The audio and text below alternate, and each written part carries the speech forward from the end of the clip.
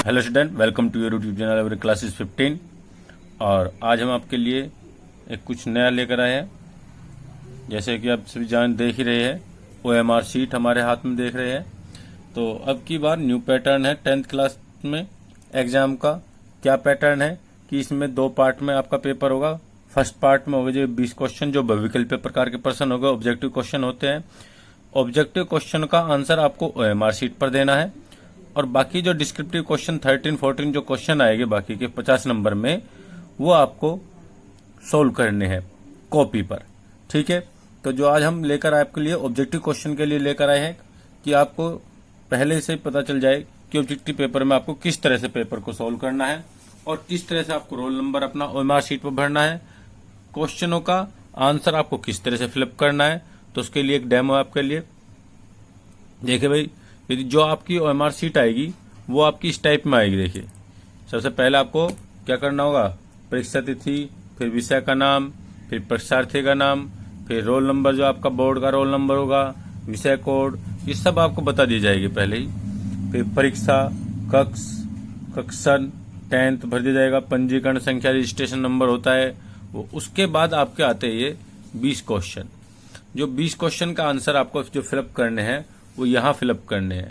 यानी यदि पहले क्वेश्चन का देखिए A है तो A को ब्लैक कर देंगे हम, B है तो B को ब्लैक, C है तो C को ब्लैक, इसी तरह से कर देते हैं। रोल नंबर में भी आप इसी तरह से, जैसे आप यहाँ पर रोल नंबर फिलअप करोगे तो उसका डिजिट, उसके नीचे वाला ही डिजिट ब्लैक कर देते हैं। ठीक है, तो आज हम आपके लिए कुछ ऑब्जेक्टिव क्वेश्चन लेकर आए हैं। 3 चैप्टर से रिलेटेड क्वेश्चन है हमारे।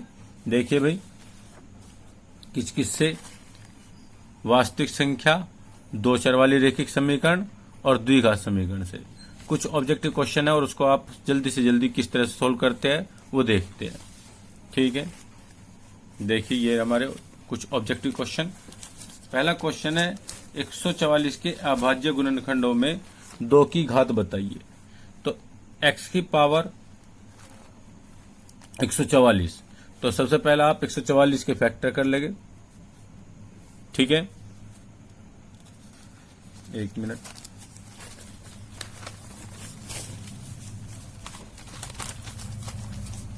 इन क्वेश्चनों में आपको ज्यादा देर नहीं लगानी है। देखिए भाई, 144 के फैक्टर कर लेंगे आप सबसे पहले 2 से डिवाइड, अभाज्य संख्याओं के रूप में फैक्टर करेंगे।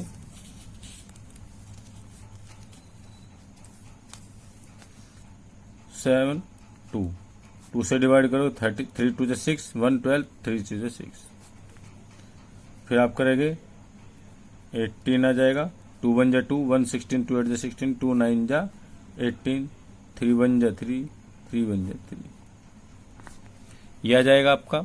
अब आपको बताना है 144 यानी 144 के अभाज्य गुणनखंडों में। अब ये जो अभाज्य संख्या आई है, ये जो फैक्टर आया है, मैं इसमें 2 की घात बतानी है। तो देखिए 2 कितनी बार रिपीट है, 1 2 3 4 बार है, तो 2 की घात कितनी है इसमें, 4। तो इस तरह से इस क्वेश्चन का आंसर आपका क्या हो जाता है, 4 हो जाता है। ठीक है, इस तरह से आप इस क्वेश्चन का आंसर क्या लगाएंगे, 4 ऑप्शन है हमारे पर कि भाई 2 की घात 4 है या 5 है, 6 है या 3 है। तो हमारा कितना बार आया है, 4 बार 2, तो 2 की घात 4 हो जाएगी इसमें, यानी इसका आंसर हो जाएगा आपका A। सेकंड क्वेश्चन क्या है, देखिए, निम्नलिखित में से कौन सा सह अभाज्य संख्याओं का युग्म है। सह अभाज्य संख्याओं का युग्म बताना है आपको। तो सह अभाज्य संख्या जो 2 जोड़े हैं उनमें कोई भी संख्या एक दूसरे से, एक ही संख्या से डिवाइड न हो। जैसे पहला है हमारा ऑप्शन 14 35, तो 14 और 35 दोनों ही 7 से डिवाइड हो सकते हैं, तो ये सहभाज्य संख्या का युग्म नहीं है। दूसरा है 18 और 25, तो बताइए 18 और 25 को ऐसा कोई भी नंबर है जो दोनों को डिवाइड कर दे, नहीं है। तो ये हमारा क्या हो गया, सह अभाज्य संख्याओं का युग्म हो जाएगा। कोई भी ऐसा नंबर नहीं है जो 18 को 25 को डिवाइड कर दे। यहाँ पर देखिए 31 और 93, 31 ये जो दोनों को डिवाइड कर सकता है, 31 और 31 3 जा 93 होता है, तो ये भी सह अभाज्य गुणनखंड नहीं है। अब इसको 32 और 62, देखो 32 और 62 को दोनों को 32 भी डिवाइड कर सकता है, 2 भी डिवाइड कर सकता है।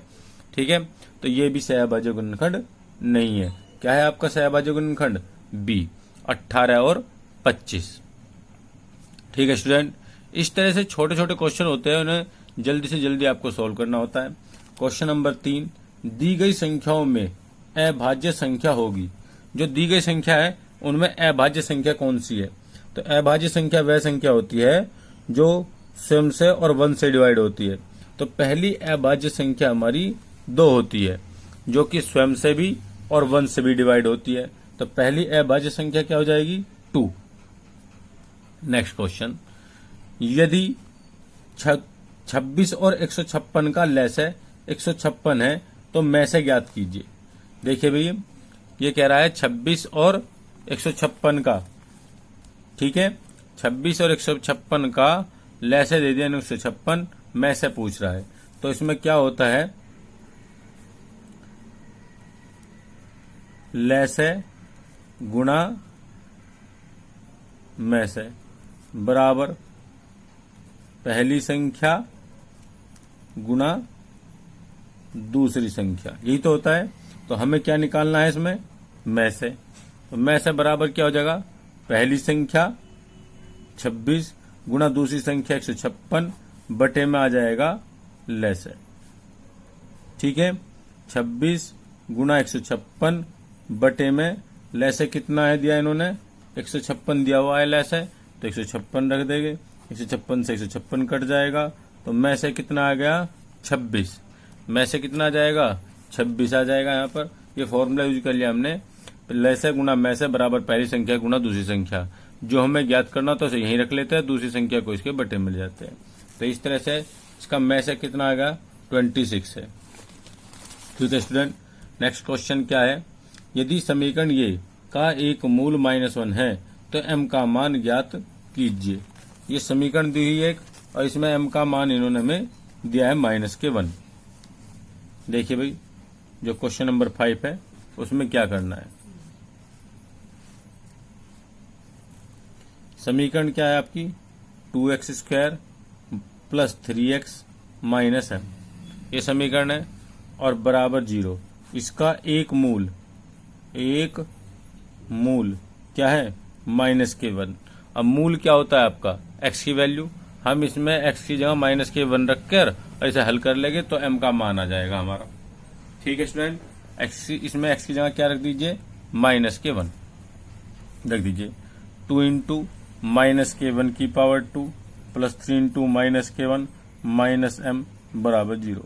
-1 का स्क्वायर प्लस के 1 हो जाएगा, और 2 की 1 में करेंगे 2 एकम 2 आ जाएगा, प्लस माइनस 3 एकम 3, माइनस m बराबर 0। 2 में से 3 गया माइनस का 1, और m माइनस बराबर 0, m इधर चला जाएगा प्लस का हो जाएगा। m बराबर क्या आ गया? -1। m बराबर क्या आ गया? -1। तो इसका ऑप्शन क्या हो जाएगा? ए। ठीक है स्टूडेंट, इस तरह से हम कर सकते हैं। देखिए क्वेश्चन, रेखिक समीकरण युग्म 6x - 7y बराबर 1 और 3x - 4y बराबर 5 के है, कैसे हल है? अद्वितीय हल है, या दो हल है, या अपरिमित रूप से कोई हल नहीं है। तो रेखिक समीकरण के हल देखने के लिए क्या करना पड़ता है हमें? a1/a2 बराबर नहीं होना चाहिए b1/b2 के, तो अद्वितीय हल होता है। ठीक है, और यदि a1/a2 अपॉन b1/b2 बराबर हो और c1/c2 नहीं बराबर है तो कोई हल नहीं है। और यदि a1/a2 बराबर b1/b2 और बराबर होता है c1/c2 के, तो अपरिमित रूप से अनेक हल होते हैं। तो अब हमें देखना है, इसमें ही देख लेते हैं भाई। ये दिया 6x - 7y बराबर 1 और 3x - 4y बराबर 5। यहाँ पर ax plus by plus c बराबर 0 से कंपेयर a1 b1 c1 लगा दीजिए। यहाँ पर a2x plus b2y plus c2 बराबर 0 से कंपेयर। तो a1 की वैल्यू 6 है, b1 की वैल्यू -7, a2 की वैल्यू 3 है, b2 की वैल्यू है -4। यहाँ पर कर दीजिए आप a1 बटे में a2। a1 की वैल्यू 6/3, 3 2 6, तो 2/1 आ गया। b1/b2 करोगे -7/-4, ये 7/4 आया। तो बताइए कि ये क्या a1 बटे a2 बराबर है b1/b2 के? नहीं है। तो अपरिमित रूप से क्या है? अद्वितीय हल है इसके। अपरिमित रूप से अनेक हल नहीं है, अद्वितीय हल यानी केवल एक हल है। तो इसका ऑप्शन होता है हमारा ए। इसके बाद देखें नेक्स्ट क्वेश्चन है, के का मान है जिसके लिए समीकरण युग्म ये और ये कोई हल नहीं है। जब समीकरण युग्म का कोई हल नहीं है तब क्या होता है, A1/A2 बराबर होता है B1/B2 के। जब समीकरण युग्म का कोई हल नहीं है तो क्या होता है, A1/A2 बराबर होता है B1/B2 के। अब यहाँ से देखिए आप, ये तो A1 है, ये B1 है, यहाँ पर ये A2 है और ये B2। तो A1 की वैल्यू 3 अपॉन A2 की वैल्यू K बराबर B1 की वैल्यू -K4 अपॉन B2 की वैल्यू 3। यहाँ से सोल्व कर लेंगे, ये 3 यहाँ चला जाएगा, K यहाँ, तो 3 3 9 इजिकल टू -K4 के और -4 यहाँ जाएगा, तो ये K इजिकल टू 9 अपॉन -4। तो यहाँ से हमारा K की वैल्यू क्या आ गई, 9/4 -K। तो इसका ये हो जाता है। इस तरह से छोटे छोटे क्वेश्चन होते हैं, हम आप आसानी से सोल्व कर सकते हैं। इसे ज़्यादा टाइम नहीं देना होता है इनमें, पर क्वेश्चन को 2 मिनट्स में आप सोल्व कर सकते हैं। इसी टाइप के क्वेश्चन हो गए, और शॉर्ट क्वेश्चन होते हैं छोटे तो वो जल्दी हो जाते हैं। इसी टाइप के क्वेश्चन होते हैं, उनमें कोई लॉन्ग क्वेश्चन नहीं देगा वो। इन क्वेश्चनों में जो आपके ऑब्जेक्टिव क्वेश्चन हो गए उनमें लॉन्ग क्वेश्चन नहीं आएगा। 2⁵ 3 × 5 तथा 2⁵ 3 × 3 का लेस है। अब इनका लेस बताना है, तो लेस के लिए पहले इन तीनों नंबर को लिख लेते हैं हम। क्या आ जाता है, देखिए भाई,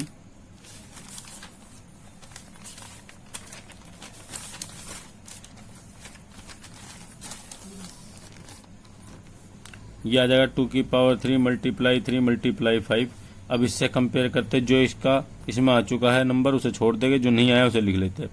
यहाँ 2⁵ 3 आ चुका, 3 भी आ चुका, तो यही क्या हो गया, इसका लेस है।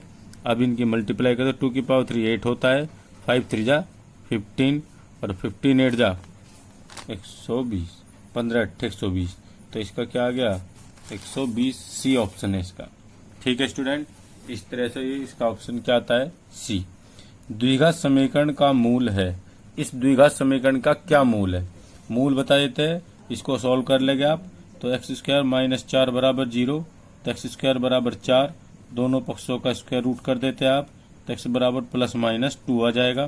तो इसका मूल क्या है, +-2। अब इस टाइप के देखिए क्वेश्चन नंबर 10, समीकरण का हल होगा। इस समीकरण का हल बताना है, तो यहाँ पर x की वैल्यू पुट करनी है आपको, जिसको सॉल्व करने के बाद कितना आ जाए, 55। तो देखिए 3 रखते हैं आप, यदि आपने 3 रखा x की वैल्यू, तो देखिए क्या होता है भाई, 5 × 3 - 5 3 + 5। यहाँ पर जहाँ x है वहाँ 3 रख दिया हमने, प्लस के 3, तो क्या था, 5 × 5 में से 3 गए -2 और 5 3 8, 5 दूनी 10, 10 18 60, माइनस के 80 आ गया, जो कि यहाँ तो 55 है। तो इस तरह से भर भर कर देख लेते हैं हम यहाँ पर। तो यहाँ पर ये क्या आएगा, यहाँ पर 6 ± के 6 हम इसमें यूज कर सकते हैं। देखिए किस तरह से रखना है हमें, 5 × x की वैल्यू 6 भर के देख ली हमने, 6 - 5 6 + 5 लेफ्ट हैंड साइड में, तो 5 × 6 में से 5 गया 1 × 6 5 11 11 5 जा 55, पॉजिटिव है, सही है। अब दूसरा नंबर भी x = -6 भी भर के देख लीजिए आप, तो क्या आ जाएगा भाई, 5 × -6 - 5, यहाँ पर -6 - 5 × -6 + 5, 5 × -k 11 6 5 11 और 6 में से 5 गए -k 1, तो माइनस प्लस 6 ये आ जाएगा। तो इस तरह से हमारे ये 65 आएगा, तो ये 55 आ गया, तो ये इसका आंसर क्या है, सी।